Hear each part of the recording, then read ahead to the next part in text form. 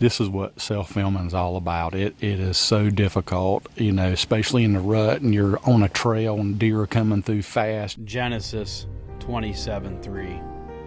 Now therefore take, I pray thee, thy weapons, thy quiver, and thy bow, and go out to the field and take me some venison.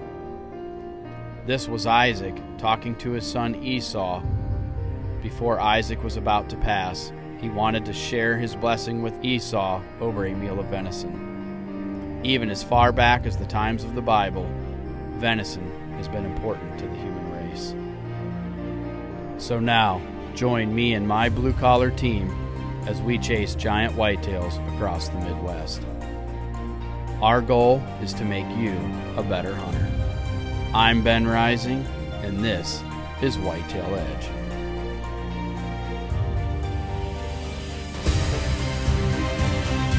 Thank you, God, Jesus Christ, for this amazing dream. Yeah, baby. I'm about to go lay my hands on probably the biggest buck I've ever shot. I just spoke to the sheriff. Yep, he's going down, sis. It's a beautiful buck. I couldn't be more happy to take him back home to Indiana. There he is. Oh my gosh. I just smoked a giant on a Black Widow mock scrape, baby. Yes, yes.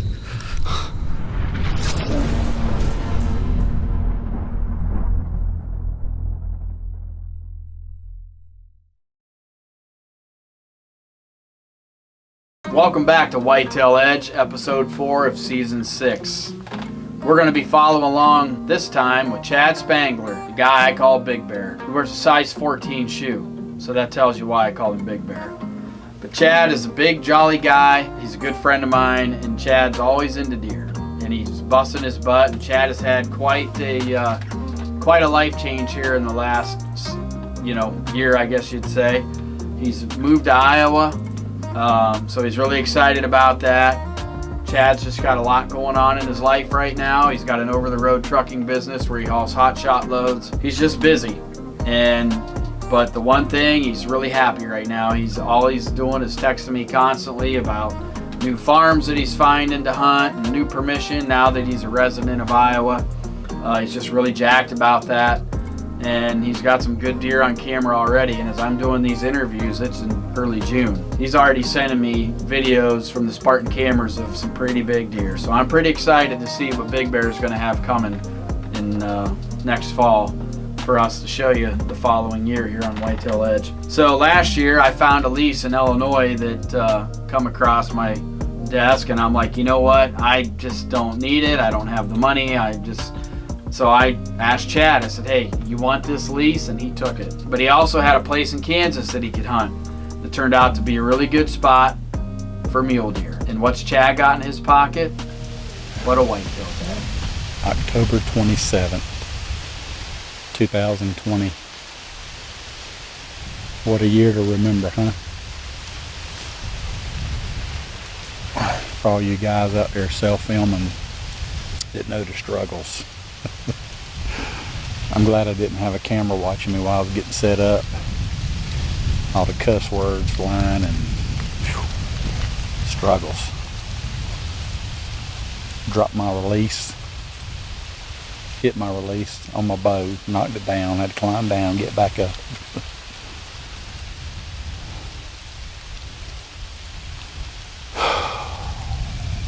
We're in the land of Oz today. It's my second day hunting. We're on a bunch of big alfalfa fields and a main draw that runs right through the middle of all the fields. And I got a Spartan camera up here, and I made some Black Widow scrapes all around this edge here. 10-pointer. He looked to be mature. Checked his scrape last night. And we've got a good sunny high pressure day today, and I'm hoping that he will check this scrape again this evening. It's about a 52-yard shot, but super confident with my new Prime Black 1 HHA Tetra. 50 yards is no problem. So maybe we can let old Mega Meat fly down range and see the devastation of it. It's a lot of work that goes into this self-filming. Man, there's trails everywhere. The snow from last night, deer all over this field. When I came in to freshen the scrape up, there was actually about 10 mule deer bedded just right across the ditch here. It's an absolute stellar of a day. It was like 8 degrees below zero this morning. That's too much for me. Absolutely too much. It's kind of put a damper on me hunting, just to be honest, trying to pack through the snow and everything else. It's just a lot of work. But you're all hunters, you know the deal. You know the stupid stuff that we do to get out here time and time again, and all the cussing. I ain't never doing this again. This is stupid. Why I keep doing all this to kill a deer? And we keep getting after it again. Just the drive in us. Gotta have drive.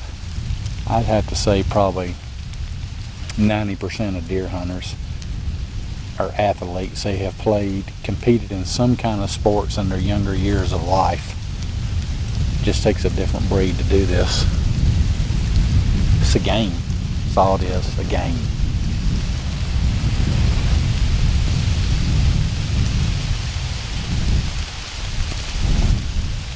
Let's keep our fingers crossed. See what happens.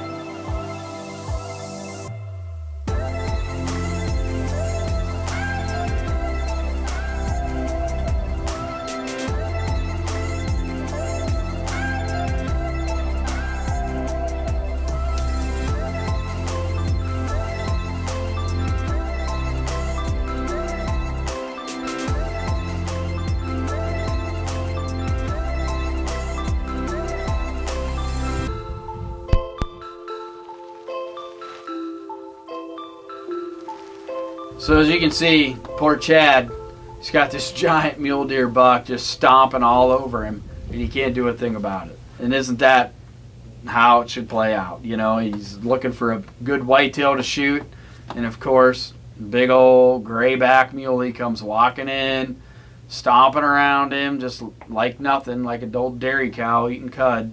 And Chad could have waylaid him many times, and he just didn't. But he didn't have the tag, so what are you supposed to do? So now Chad's back in his truck. He's headed to Illinois to his lease, and he's got some deer rolling on his Spartan cameras, and he's going to a place that I'm pretty sure he calls it the runway, where these deer just back and forth up through here, and he's going to get his stand in the right spot, and he's going to go hunting. So here it is, November. Chad's in Illinois. The 3rd is the red moon. And here it is, the 2nd. And I've talked about this before. Those days preceding the red moon on the moon guide can be awesome days also. It's already in the process. Chad knows where he needs to be, and you know, when we work for a living like we all do, you got to hunt when you can hunt. So it always can't be revolved. Your whole life can't be revolved around, you know, what the moon guide says or what the weather's doing, or, you know, sometimes you just got to hunt when you can hunt. And this is what Chad's doing. You know, it's November. No matter where you're at, the deer should be doing something. So, you know, he's taking that into consideration. He's got time to hunt, so he's hunting. So I forgot to bring my saw. And I got one limb that's blocking me from shooting behind me. So I'm going to take my pull rope and see what's up. Pull a little long ranger on him. Close.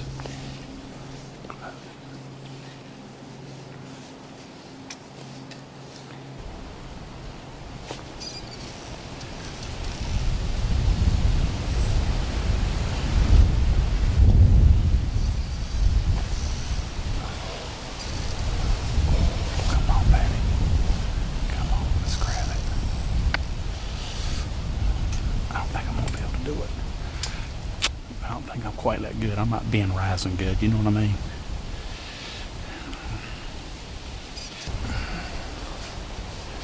I got on it.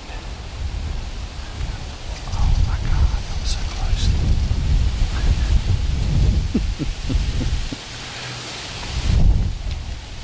Well, I hooked it on the wrong tree limb. Wait, no.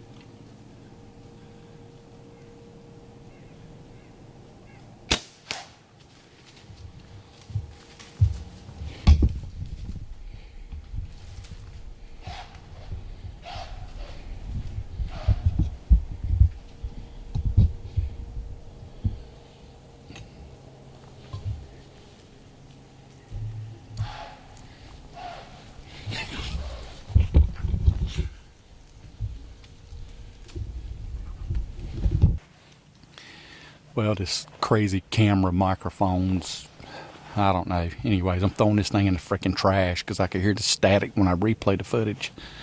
But anyways, I just shot a stud Illinois buck. And man, I'm so fired up. The camera bumped when I shot him, and he wasn't in the frame when I shot. And I got a good second angle camera. I'm hoping that it picked up on him. this is what self-filming is all about. It is so difficult, you know, especially in the rut and you're on a trail and deer are coming through fast. You know, you're not sitting on a bait pile where you can sit and video eating corn for 10 or 15 minutes. This is the real deal. And I'm not knocking those guys because I've shot deer off corn piles, but it's why I moved to the Midwest, because I want to hunt real deal whitetails and not sit over bait piles. And like I said, there's nothing wrong with that, but this is what I enjoy. This is the true challenge. You know, you come in here, you look for trails, you look for sign, no food plots or nothing. You find a good trail crossing. You hang cameras, you hang stands, and you see where the deer are moving, and you move 50, 70 yards and get closer to where the deer are moving. And then if you see them moving again, you bump, you bounce, you get close, and you hunt these deer. And I love doing this. The sun was glaring down into my camera, and it's tough. It is tough self-filming in the rut. It's a very tough deal. You know, if I was sitting on a food plot or something, I could have. It's just a really tough deal. I'm not making excuses. I did the absolute best I can do with it. We talk about the joys of self-filming. Luckily, Chad had a second angle. Still quite didn't get the whole deer in the video. But you can see the arrow in flight. There's no funny business going on here, no remakes. It is what it is. It's real life.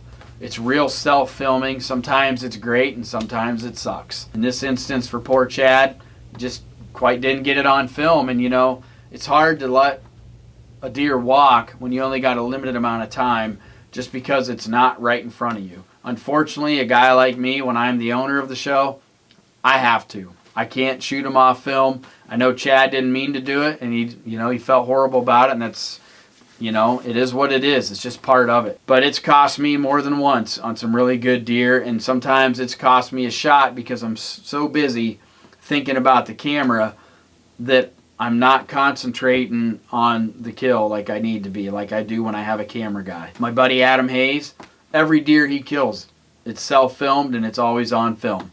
He's amazing at it. Adam's the guy that owns the Moon Guide, Team 200. But, you know, I give a lot of respect to guys like that. You know, I like to self-film at times because I like to be by myself. But, man, it sure does make things twice as hard, and I don't think the footage is ever as good. But, again, that's just part of self-filming. You know, it's just a challenge. So here we are.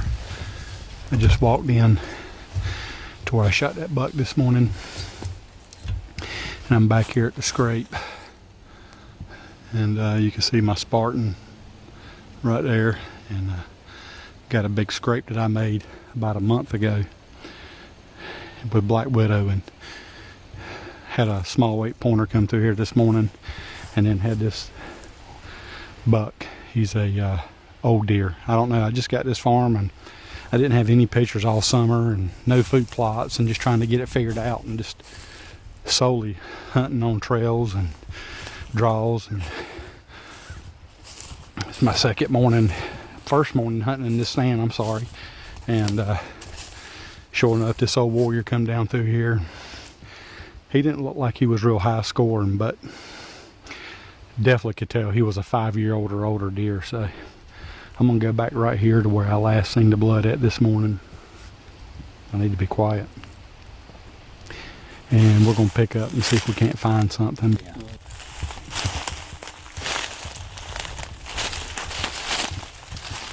Ooh, look at that. Pouring it out.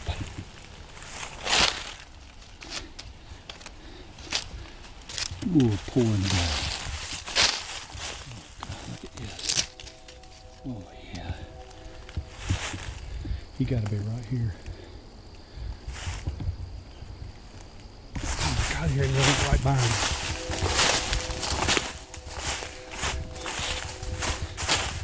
Oh my God, look at that stuff.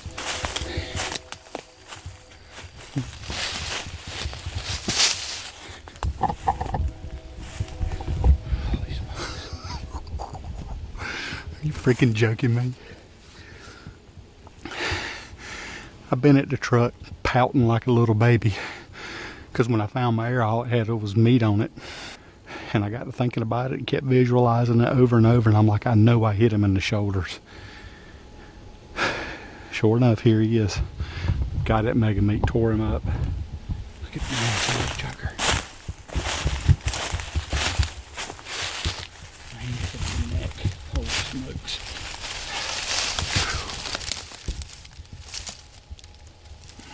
God, look at the mass. Crazy. Thank you, God, Jesus. This means so much to me. Means so much to me. I've worked so hard by myself, no cameraman hanging stands. I didn't get the shot on film, but it's real deal. It's real deal trying to do this by yourself, and especially in the rut, like I said. So this is incredible. I'm so blessed to be able to take this whitetail. So blessed. We ended this hunt up today in Illinois, and I was able to catch this old big bruiser coming through the woods down this place I call the runway. All the products that we've got that came into play, from the Prime Black One, my HHA Tetra, my Black Eagle arrows, clean pass through both shoulders with my new Mega Meat broadhead. Spartan cameras for letting me know this is a good spot right here, and my stick pick for holding my Spartan camera up. We knew today was going to be a good day, November the 2nd. We had a southwest wind, which was perfect for this spot, and I just had a good feeling. This is my first time ever hunting in here, and Ben picked this place out up on the map and said, this is where you need to be. I came in here and put a camera up, and when I came and checked it, there was all kinds of bucks passing through here. And I said, man, I got to get in there, first good wind. And we did a little rattling and grunting with the black rack and extinguisher, and here he come off the ridge. Come right down through here and check this black widow scrape I made in the summertime behind me, and good stuff, guys, good stuff. So I'm just very, very grateful and honored, and thank you, Ben, for this opportunity. Thank you, Jesus Christ, my Lord and Savior, for this opportunity to just come and do what I love and to be in the woods. And so here we are in this, early part of November. And this is the time that, calling works really good. As you can see, Chad, he just rattled a little bit with this black rack.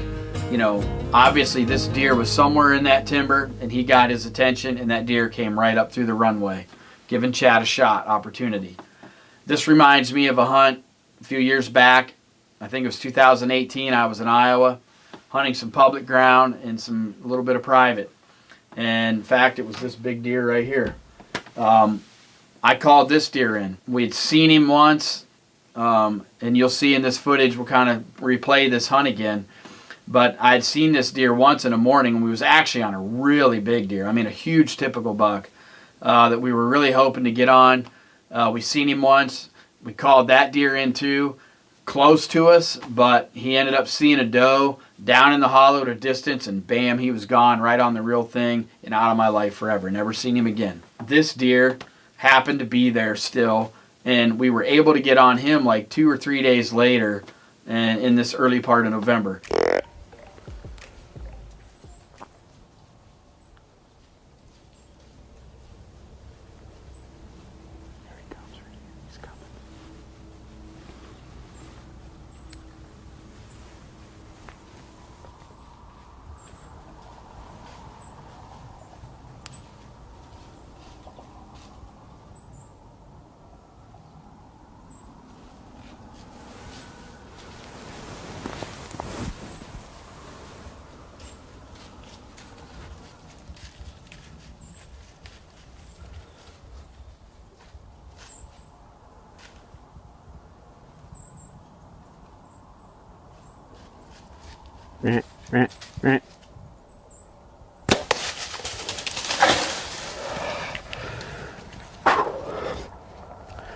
Big buck in Iowa, baby. Oh, yeah. He's gonna go down. So calling really works well in these early stages of November. Not every doe is in heat at this point. Actually, most of them are not. Some are, some aren't. It's just enough coming in, trickling in to keep these bucks really jacked up. But most of the heavy breeding seems to happen, in my opinion, more around that 8th to 16th area of November. That seems to be when you see the lockdown happen. And So that early part, calling sequences work really good, you know, especially if you see a deer at a distance or whatever that's in that mood of cruising or looking for a doe. He hears a buck fight going on or he hears bucks grunting. He's thinking, hey, there's a doe over there. I'm going to go check it out. Or if he hears a doe bleat, you know, like a doe and heat bleat, he's going to come check it out. As you can see in this hunt of me in Iowa, I saw this buck at a distance working this flat, and I heard him grunt. He had a doe in front of him, but I could kind of tell that maybe that doe wasn't ready because he just wasn't right on her, and she just wasn't stopping. And I thought, you know what? I'm going to give him some grunts, see if I can't pull him back to my location. And after about 5 minutes, you know, from him hearing me, he finally left that doe and he came to check out what was going on. And you can tell he's on a mission as he's coming right to me. And I'm getting my prime ready to blast a hole right through this deer. Let the deer find you. They know where the calls are coming from. So when a deer flicks his tail, back off. You know, if he's occupied with a doe or things like that, read the body language. He might give up on her if he's with other bucks, you know, different things like that. You might be able to even dupe him with, you know, a snort wheeze, a challenge call. Sometimes that will make a dominant buck bristle up, just like my hunt in Kansas 2 years ago, where I made a long shot on a deer. I snort wheezed at him. He snort wheezed back. He ended up walking out where I got a shot.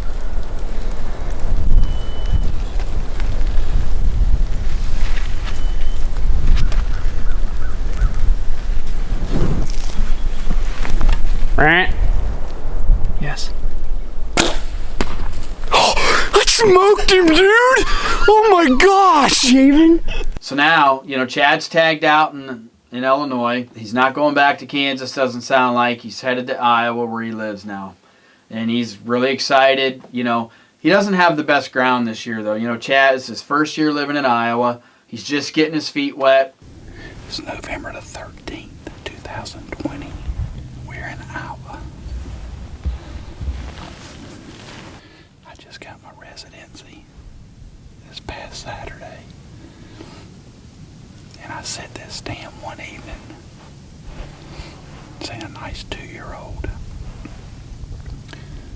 12-pointer. Crazy genetics. I just been looking for property to hunt. And I've got enough property now that it's no problem, but I've kind of lost some really good days looking for property. I had to fly to Raleigh Wednesday to take care of some personal business, and I flew back in last night. I don't know how, but I overslept, and a good-looking buck walked right by this stand this morning. Imagine that.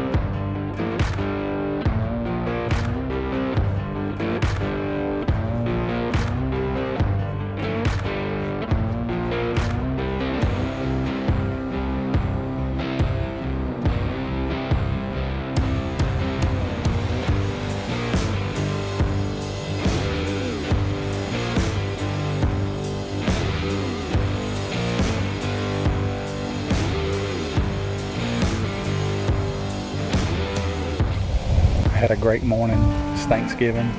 Seen 6 bucks this morning. One of them is a target buck, big giant 8-pointer. This is my first year on any of these farms, so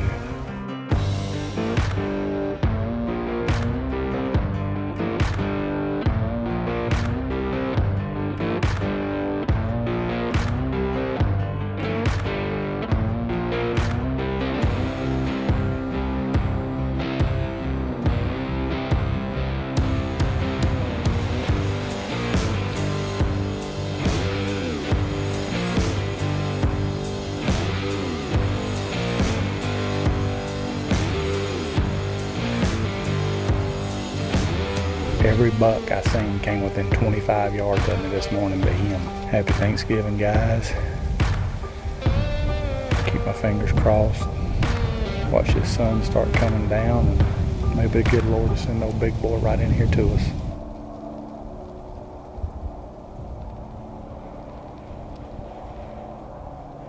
You know, Chad is his first year living in Iowa. He's just getting his feet wet. He's got a few spots to hunt, but he even told me, he's like, you know, I got a few good deer here and there. He's got a really big 8-point he'd like to hunt.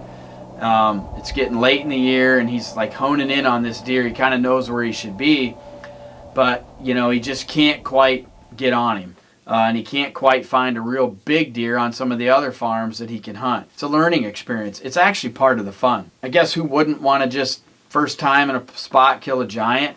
But I think for Chad, you know, grinding it out, learning these new farms, the excitement of it is just enough for him. You know, he's having some great encounters. He's seeing a lot of deer. He's learning what these deer are doing. And it's all information that he's packing right here that he's going to be able to use to his advantage next year. Being able to verse yourself with calling techniques and knowing how deer react can really up your game. And if you watch Whitetail Edge at all, you can tell how many deer we call, that we kill, especially in the rut, by using calling techniques, you know, with the illusion systems like the extinguisher and the black rack. Paired with black widow deer lures and scrapes and cover scents, and you know, it's just a system that's unbeatable for us. So I'm really big on it, and I hope you'll try it because I think it'll up your odds in the deer woods. So hey, thanks for watching the show. Like I always say, without you, the fans, we are nothing. Thank our sponsors again. Without our sponsors, you know, we can't put the show on. So we try not to sound like a commercial with our products, but here at Whitetail Edge, we do only use what we feel will truly help you out there to be a better deer hunter. We try to use quality products, and we try to just promote what we truly feel will help you. So follow along next week, episode 5 of season 6, right here on Mossio Go on Whitetail Edge.